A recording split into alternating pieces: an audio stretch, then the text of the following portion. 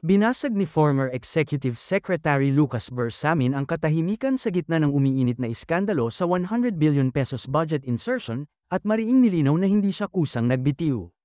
Ayon kay Bersamin, hindi siya nag-resign kundi may tumawag lang sa kanya noong November 17 upang sabihin kailangan na niyang umalis bilang Executive Secretary, kahit hindi raw ito galing sa Malacanang. Sa kanyang paliwanag, sinabi niyang 2 PM pa lamang ay inianunsyo na ng PCO ang umano'y resignation out of delikadesa. Kahit wala pa siyang sinusumiteng resignation letter noon. Kalaunan na lamang niya pinirmahan ang liham na nagpapasakop sa President's prerogative habang inaayos ang personal items sa Office of the Executive Secretary. Matatanda ang unang itinuro ni dating Representative Zoldy Co si Pangulong Ferdinand Marcos Jr. bilang mastermind ng 100 billion pesos insertion. Pero kahapon sa Senado, nagbago ang direksyon ng testimonya. Dahil dito, lalong lumilitaw na magkakasalungat ang mga kwento. Si Co na nagtuturo kay Marcos Jr., at si Lacson na nagsasabing inosente ang Pangulo. Habang nililinis sa Senado ang pangalan ng Pangulo, si Bersamin naman ay nagsasabing hindi siya nag-resign at hindi siya mastermind.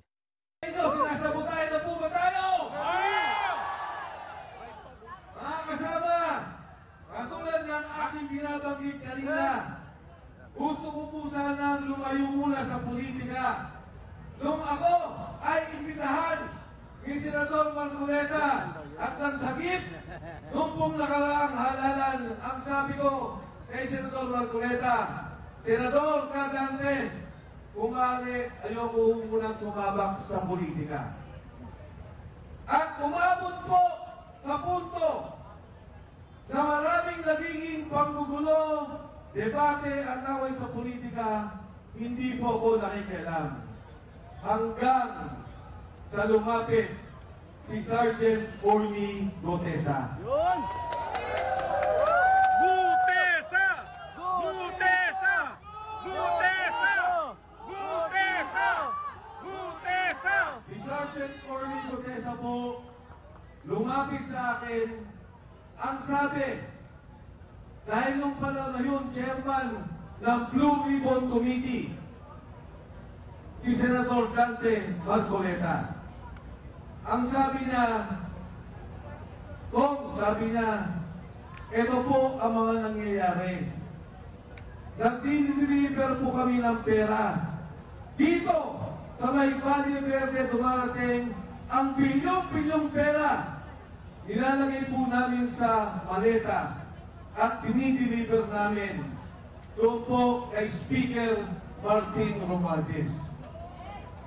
Marami po siyang kimento, pati yung Department of Health.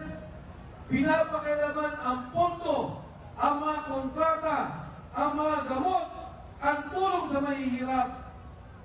Meron pang kinuwento si Sergeant Gutesa, sabi niya, Sir, ang dami po naming pera, pinamimigay sa media.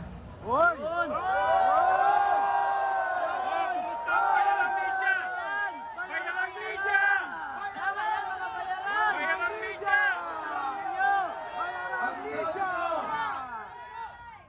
Sergeant Gutesa, mas maganda na ikwento mo yan kay Senador Marcoleta. Mas magandang siya ang makadinig dahil siya naman ang taga-pamahala, ang pinuno ng Blue Ribbon Committee. Kaya po nakita kami. Sabi ko kay Senador Marcoleta, Cadante, pakinggan mo lang. Sabi niya, Mike, totoo ba yan? Yang pagkaong yan kilala mo. Sabi ko, pakinggan mo. Dinggin mo kung ano sasabihin niya at magugulat ka. Nakita po kami, kinuwento ni Sergeant Gutesa kung ano yung ginagawa nila, nabigayan ng pera. Ang katunayan mo, ngayon ko lang nalaman na yung isang magkakatula ay kaya maglaman ng 48 million pesos. May katabi pala tayong at yung pala po, 1 milyong piso.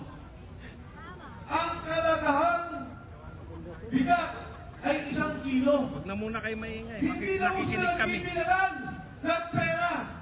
Hindi kilo ang pera para malaman kung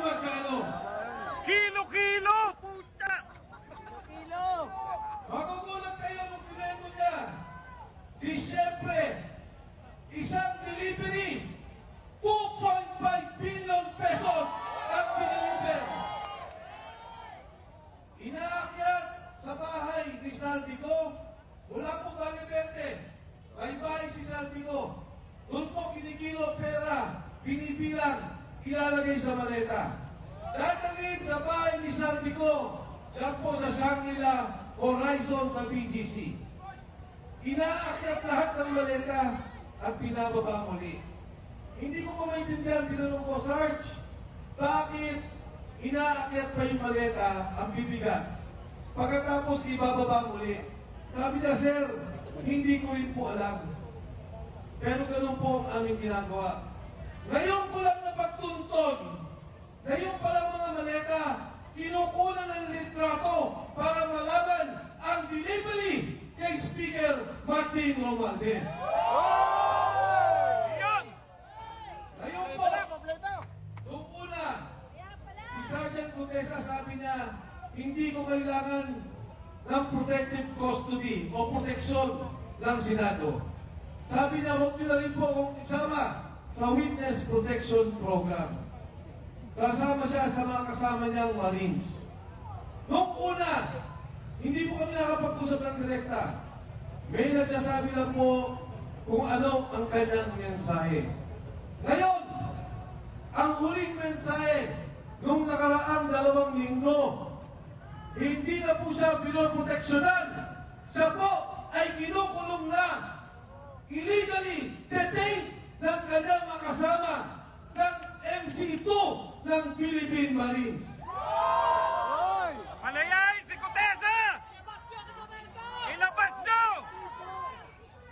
Alam ko po, ang kinakaawa ko, naintindihan ko, si Sergeant Gutesa, napapirman po nila ng affidavit. Umatras na, iniba na ang kwento. Ang sabi niya, si Defensor at si Marcoleta ay babayaran daw siya sa kanyang sasabihin. Binidyo si Sergeant Gutesa, pero hindi po ako galit. Kahit na baguhin niya kwento, naintindihan ko. Dahil pag ang pamilya mo at asawa mo, ang mga anak mo, ang tinakot, naintindihan ko, Sergeant Gutesa, huwag kang mag-alala, naintindihan ka ng sambayan ng Pilipino. Ang aking kapila sa mga nagkukulong sa kanya, pakawalan niyo naman po yung tao. Total naman, napapirma niyo na. Nagbago na ng salita. Total naman, na-video niya. Na sinasabi na kay Bala ang kanyang salita na hindi na siya nag-deliver kay Martin Romualdez. Pakawalan niyo na po yung tao.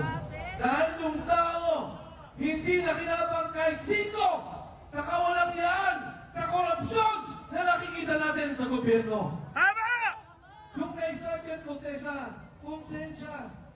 Nalulunod yung kanyang kamag-anakan. Yung mga kasama niyang sundalo, nalulunod yung pamilya sa Bicol, binabaha, nawalan ng negosyo, nawalan ng pangkabuhayan. Pero di singko, hindi ang kumita.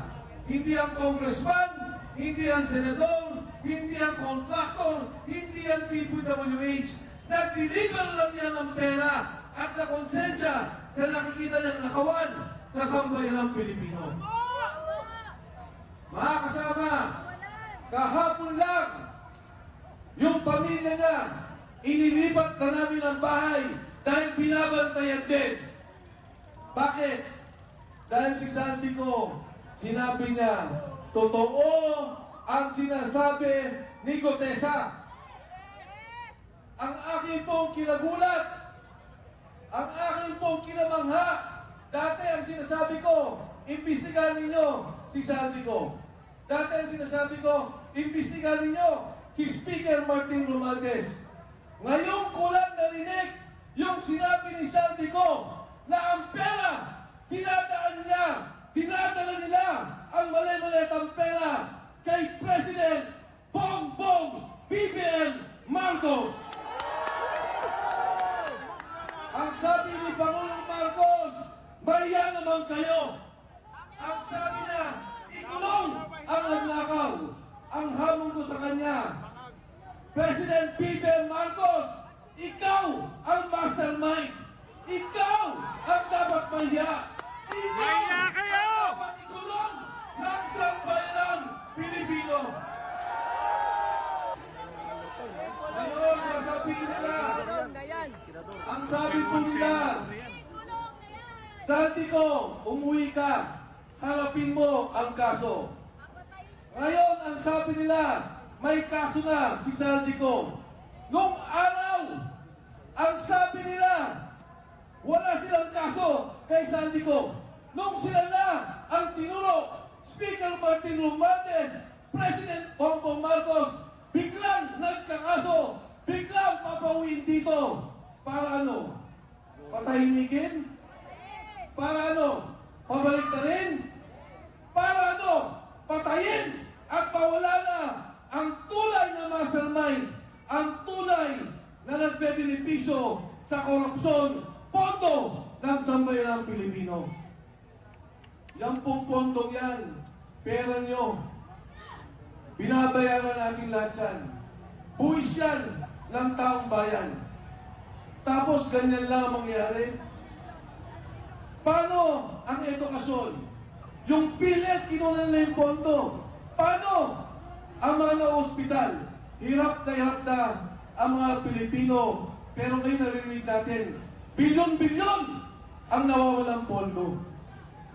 Ngayon no, yung mag-asawang Paul Estrada, ito yung assistant ni Saldico. Anong ginawa nila? Ibinyahe, papalabas. Yung Paul Estrada na konsensya.